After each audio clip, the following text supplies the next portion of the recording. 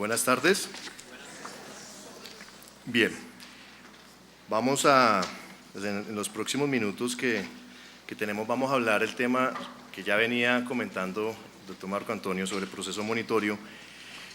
Antes de abordar ese tema, yo quiero hacer, pues, hago un paréntesis, un pequeño paréntesis sobre una imprecisión que me parece vale la pena poner de presente y aclararla, que se manifestó esta mañana en materia de competencia.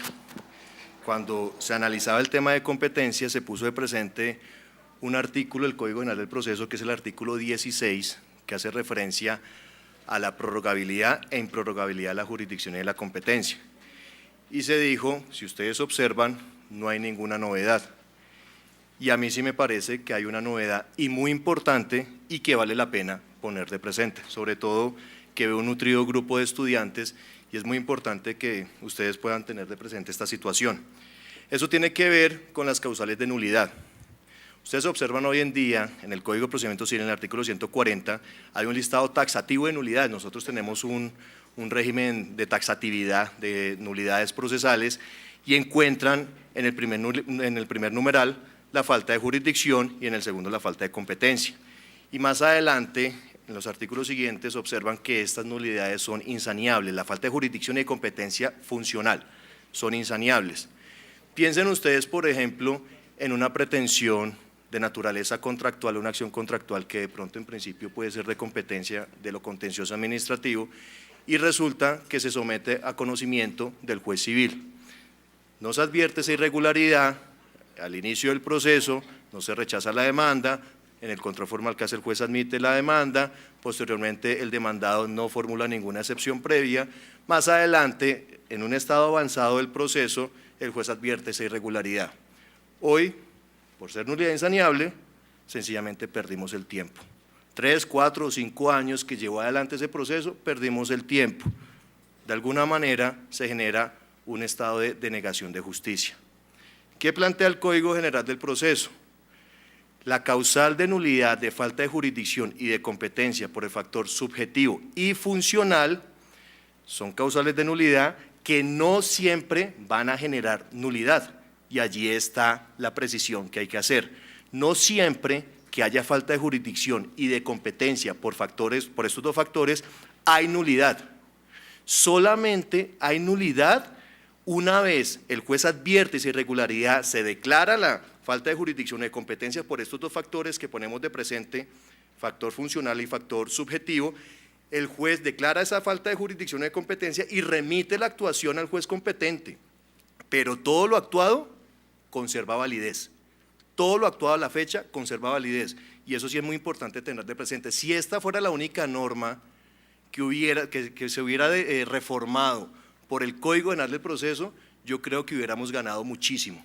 O sea, con esto hay un gran avance en materia de celeridad procesal. No se siente la percepción de pronto de que está en un estado avanzado el proceso, se declara una nulidad insaneable y hay que comenzar de nuevo. De manera que esa es una precisión que vale la pena hacer.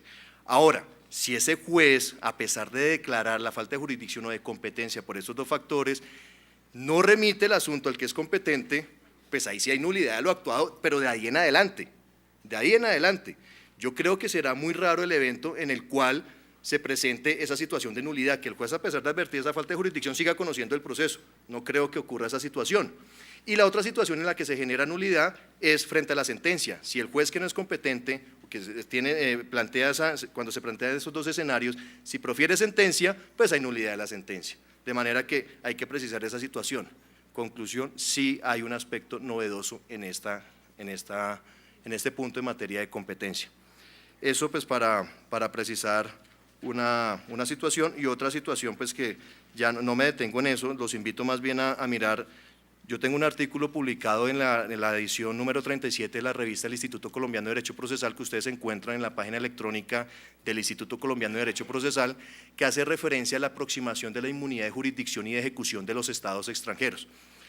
¿De qué manera se plantea en ese artículo, en qué eventos y de qué manera pueden ser demandados los estados extranjeros ante tribunales colombianos? Sí es posible demandar estados extranjeros, sí es posible. Hay que mirar en qué situaciones. La inmunidad jurisdiccional no es absoluta.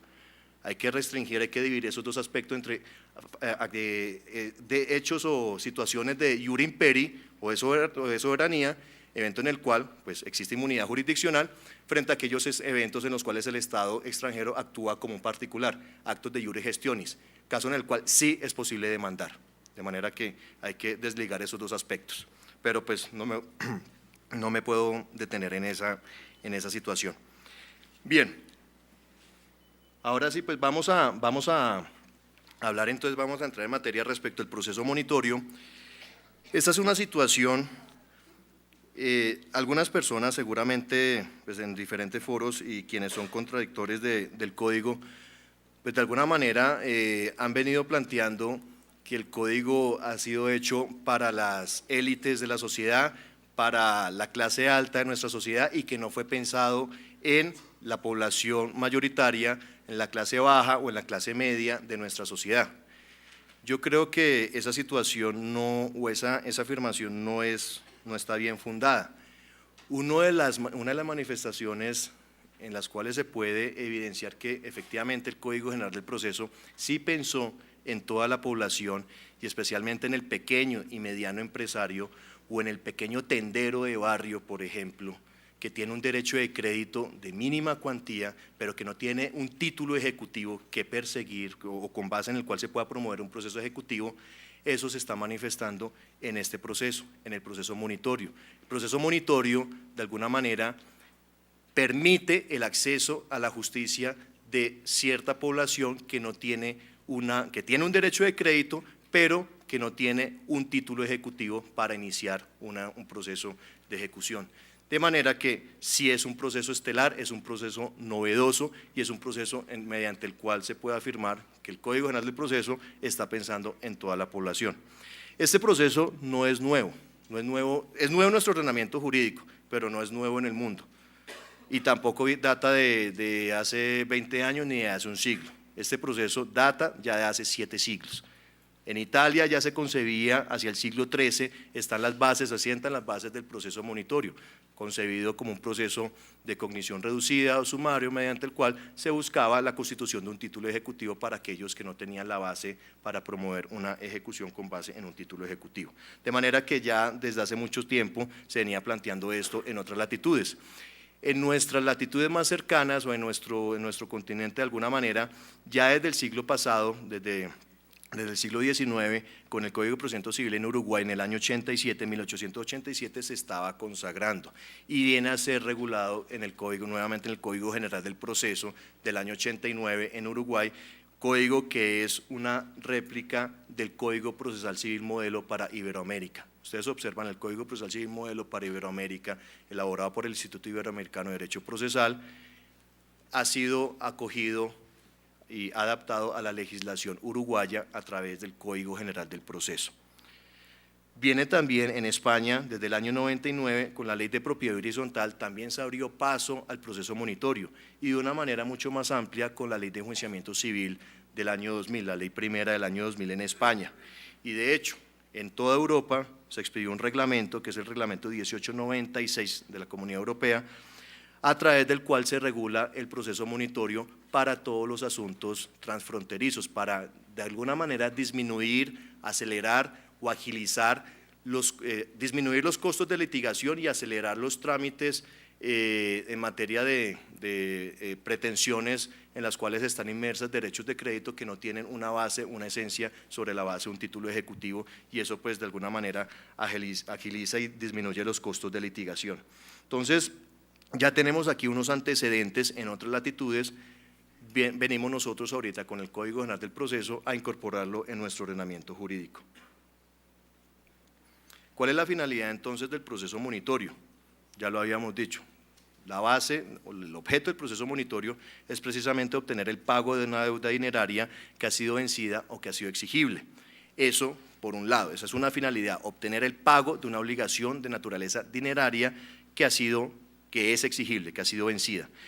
Y en su defecto, lograr la constitución de un título ejecutivo o crear de alguna manera las llaves para abrir un proceso ejecutivo. Si no tenemos un documento en el que consta una obligación clara, expresa y exigible que constituye el título ejecutivo, vamos al proceso monitorio, o es una alternativa, porque no es obligación del acreedor o del titular del derecho de crédito para promover ese tipo de proceso. Existen otros mecanismos que hoy en día pues están a la orden del día. Por un lado, pues ustedes conocen, si no tenemos un documento en el que conste la obligación, pues ahí está la posibilidad de plantear la diligencia, la prueba anticipada, el interrogatorio de parte como prueba anticipada para constituir un título ejecutivo de difícil constitución, en la medida en que pues seguramente también el citado va a llegar a esa diligencia y sobre la base de las preguntas que se le van a formular de tipo asertivo, pues seguramente va a ser muy difícil que logre confesar la existencia de la obligación. So pena o solamente quizás de pronto en los eventos en los cuales esté debidamente notificado y no comparezca a la diligencia y hayamos presentado pues el interrogatorio de manera previa a la diligencia, pues de pronto podrá operar la confesión ficta, pero pues eso será una alternativa. Y la otra será pues abrir un proceso declarativo largo, formalista, tortuoso, para efectos de constituir un título ejecutivo. Esas son las dos alternativas con las que contamos. Ahorita pues se abre la posibilidad del proceso monitorio. Para uno mirar las características generales del proceso monitorio, pues tenemos que mirar qué persigue el proceso declarativo y qué persigue el proceso ejecutivo, y así nosotros poder determinar dónde se clasifica el proceso monitorio.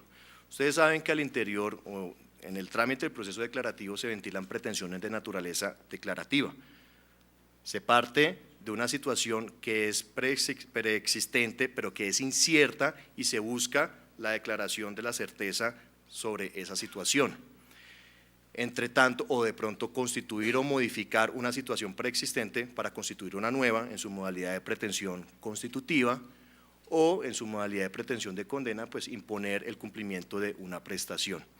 Mientras que el proceso ejecutivo se parte ya de la base de la certeza del derecho, de la existencia del derecho, no se discute en principio, pero ese derecho que es cierto, que es indiscutible, es insatisfecho. La base y la esencia del proceso ejecutivo es el título ejecutivo. El proceso monitorio se ubica dentro de una modalidad de un proceso especial. ¿Especial por qué? Porque se parte de una afirmación de parte del demandante que quizás pueda partir o pueda manifestar una situación incierta que posiblemente se va a discutir, pero esa posibilidad de discusión acerca de la manifestación planteada por el demandante se va a dar es con posterioridad a un requerimiento de pago realizado por el juez, un requerimiento que es similar al mandamiento de pago. No es proceso ejecutivo porque no hay título, y como tal, entonces pues habría que ubicarlo o habría que acomodarlo dentro de alguna de las modalidades de los procesos declarativos, y es por ello que se adopta una modalidad de proceso declarativo especial.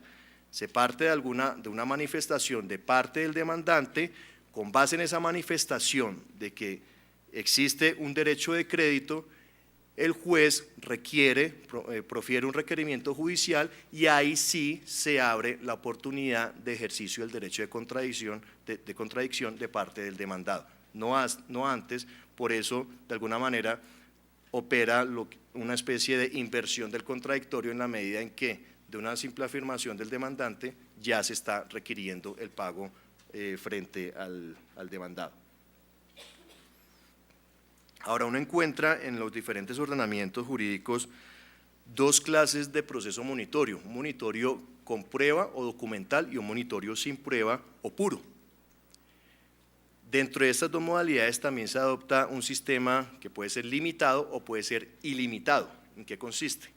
Proceso monitorio documental o con prueba, pues su mismo nombre lo indica. Para poder promover ese proceso requerimos por lo menos de un principio de prueba por escrito, por lo menos de una prueba documental en la que se soporte de alguna manera la existencia de esa obligación de carácter dinerario que se va a alegar, o que se requiere o se quiere cumplir o se quiere satisfacer más adelante.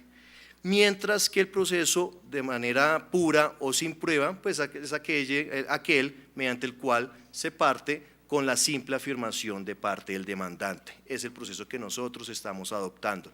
No se requiere el aporte de una prueba documental o una prueba siquiera sumaria o un principio de prueba por escrito, como se plantea en la doctrina, sino que simplemente con la afirmación del demandante podemos promover ese proceso.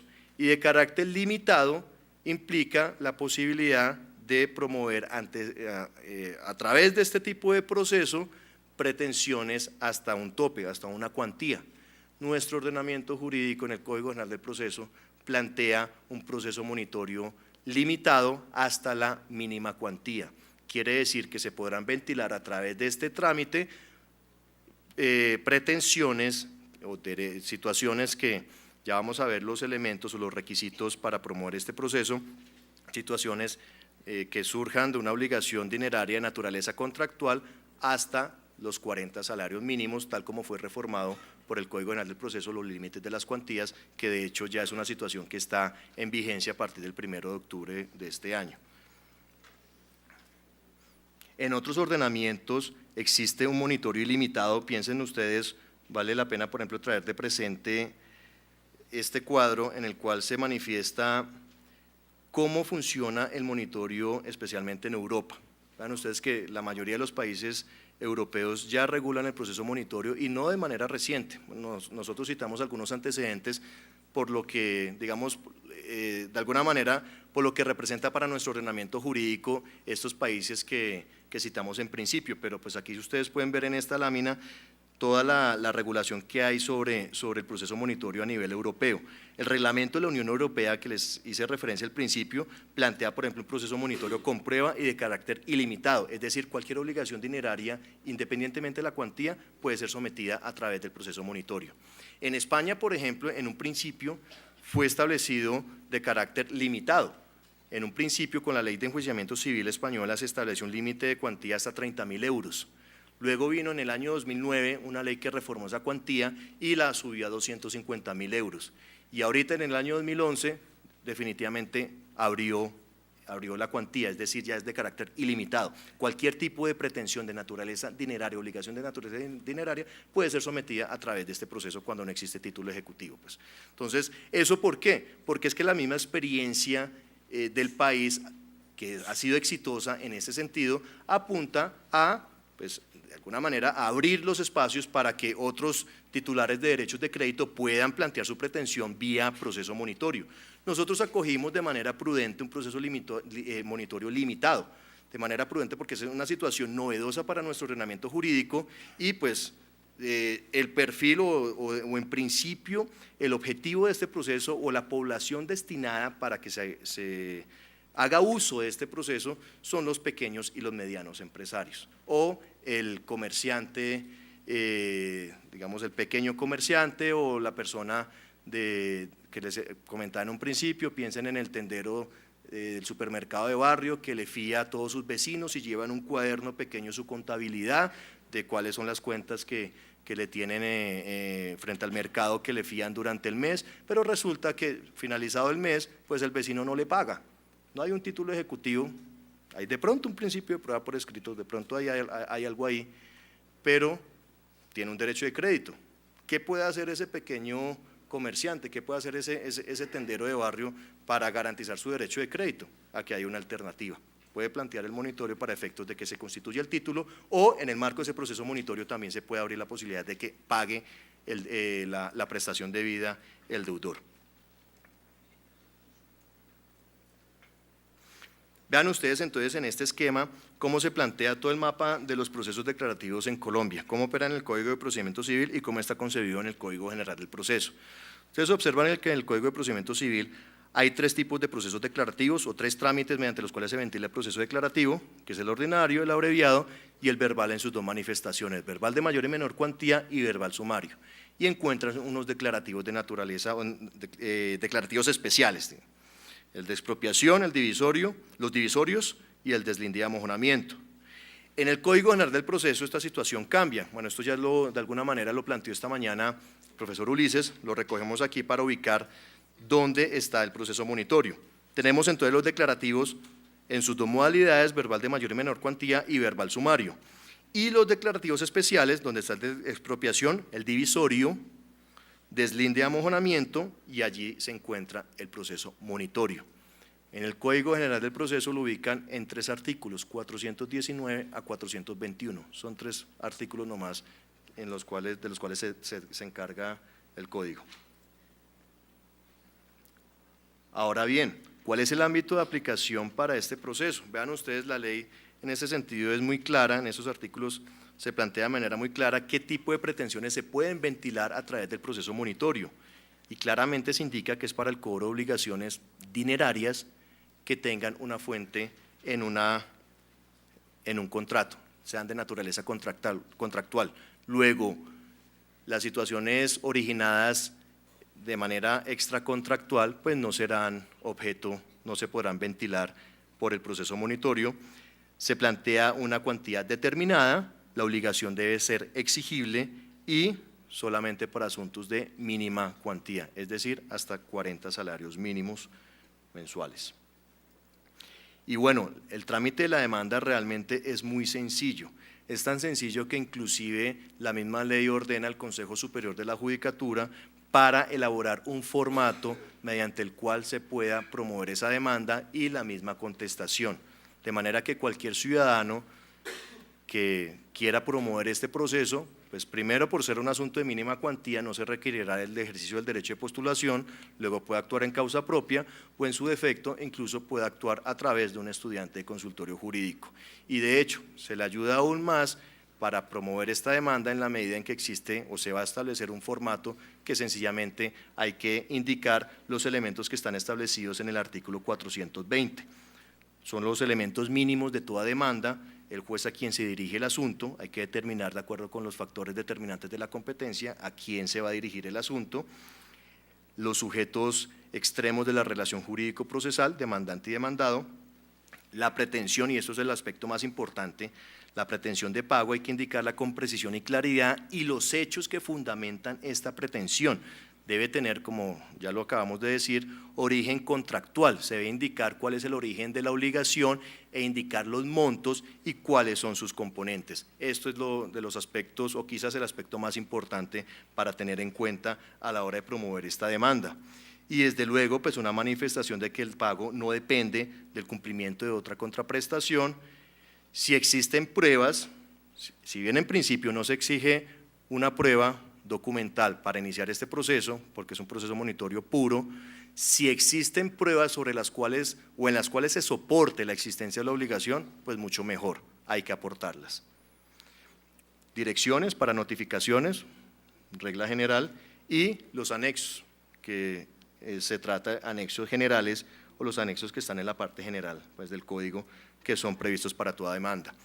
Ahora vean ustedes aquí cuál es el trámite del proceso monitorio, que es realmente muy sencillo. Con la demanda establecida a través de un formato, se plantea la manifestación de la pretensión de pago, el juez con base en esa manifestación emite un requerimiento de pago, lo ordena al deudor demandado pagar. Ese auto, esa providencia no es susceptible de recurso, se notifica de manera personal y una vez notificado el demandado se pueden presentar 3 situaciones. Una, que pague. En el término de los 10 días siguientes a la notificación de ese requerimiento, puede pagar. Si paga, hasta ahí llegamos, terminación del proceso por pago, perfecto. Se puede presentar oposición, aquí es donde se abre la posibilidad de ejercer el derecho de defensa. El derecho de defensa nace, o el derecho de contradicción se manifiesta es una vez notificado el requerimiento de pago. Si hay oposición a esa obligación, por ejemplo, decir yo no debo, yo le debo menos, inexistencia de la obligación, en fin, cualquiera de las excepciones de fondo que pueda o quiera plantear el demandado, pues lo puede manifestar en este término a través de la contestación de demanda, evento en el cual, pues surgida esa controversia, el juez debe correr traslado al demandante para que conozca de estos hechos nuevos. Recuerden ustedes que las excepciones de fondo son hechos nuevos que plantea el demandado frente a la pretensión o a los hechos que fundamentan la pretensión del demandante mediante los cuales busca atacar o matar la pretensión del demandante, de manera que el demandante tiene derecho también a saber cuál es la postura del demandado. Entonces, en esa medida se le corre traslado para que conozca esta situación y pida pruebas adicionales. Una vez corrido ese traslado, el juez convoca una audiencia y es la audiencia que está prevista para el proceso verbal sumario, de manera que aquí adopta una modalidad de proceso declarativo, una audiencia propia del proceso verbal sumario donde se van a controvertir esas situaciones planteadas por los dos extremos. Allí el juez deberá emitir una sentencia, bien sea desestimando las pretensiones del demandante, no hay ninguna obligación que pagar, se desestiman las pretensiones, o bien sea estimando las pretensiones del demandante, evento en el cual pues esa sentencia tendrá una naturaleza de condena y podrá seguir adelante con la ejecución conforme lo que indica el artículo 306 del Código General del Proceso, que es la manifestación de lo que hoy en día ustedes encuentran en el artículo 335, cómo se puede ejecutar las sentencias de condena. Entonces allí se abre esa posibilidad. Y el tercer evento, que de hecho, por ejemplo en España, un alto porcentaje de los procesos monitorios se manifiesta o se constituye el título ejecutivo como consecuencia del silencio del demandado. En este evento, cuando hay silencio del demandado, pues sencillamente el juez lo que hace es dictar una sentencia de condena, teniendo en cuenta cuáles fueron las pretensiones formuladas, más los intereses que se han surtido, y esa sentencia de condena pues se puede ejecutar conforme a lo que indica el 306, es una sentencia de condena. Ahora, uno podría pensar, en el marco de este proceso monitorio se pueden presentar pretensiones infundadas, dado que pues existe, con la simple afirmación del demandante, pues se puede abrir paso al proceso monitorio. Yo creo que con monitorio o sin monitorio, pretensiones infundadas están a la orden del día. Digamos que allí obedece también al juez, si en caso de que exista una situación, una demanda temeraria, pues obedece al juez también como director del proceso, pues ponerle punto a ese tema. En todo caso, la ley plantea una multa, bien sea para el demandante, si son desestimadas sus pretensiones, del 10% a favor del demandado, o viceversa. Si el demandado plantea una excepción infundada y es desestimada, pues tiene, además de que tiene que pagar el monto establecido en la sentencia de condena, que es el que está planteado en la pretensión más los intereses, una multa del 10% de esa pretensión. Entonces yo creo que eso de alguna manera le pone freno a esas situaciones infundadas. Por otro lado, existe la posibilidad también de plantear medidas cautelares propias de los procesos declarativos. Y una vez dictadas esas sentencias de condena, se pueden aplicar las medidas cautelares propias del Ejecutivo. Y por ser un proceso expedito en el que debe manifestarse la celeridad, pues no se admiten ciertos trámites, ciertas actuaciones, como son la intervención de terceros, las excepciones previas, la reconvención, y desde luego pues no se puede emplazar, si no se conoce el domicilio del demandado, no se puede emplazar y designar curador ad litem, porque precisamente pues, la idea del proceso monitorio es lograr o que el deudor pague o que se constituya el título ejecutivo, de manera que hay que lograr o hay que buscar la comparecencia directa del deudor. Y finalmente, las ventajas que ya las hemos venido advirtiendo: ayuda a la celeridad procesal, eficacia a la administración de justicia, de alguna manera economiza los trámites de la administración de justicia y, sobre todo lo más importante, protege el derecho de crédito. Derecho de crédito que muchos acreedores, muchos ciudadanos que no tienen la manera o la herramienta por la cual hacer efectivo su derecho de crédito, porque no tienen un título, pues aquí se abre la puerta para efectos de que se pueda constituir ese título ejecutivo. En ese orden de ideas se privilegia a los pequeños y a los medianos empresarios. Esas son, digamos, de manera, líneas muy generales, cómo está constituido el proceso monitorio en nuestro ordenamiento jurídico, especialmente lo que atañe al Código General del Proceso. Les agradezco mucho.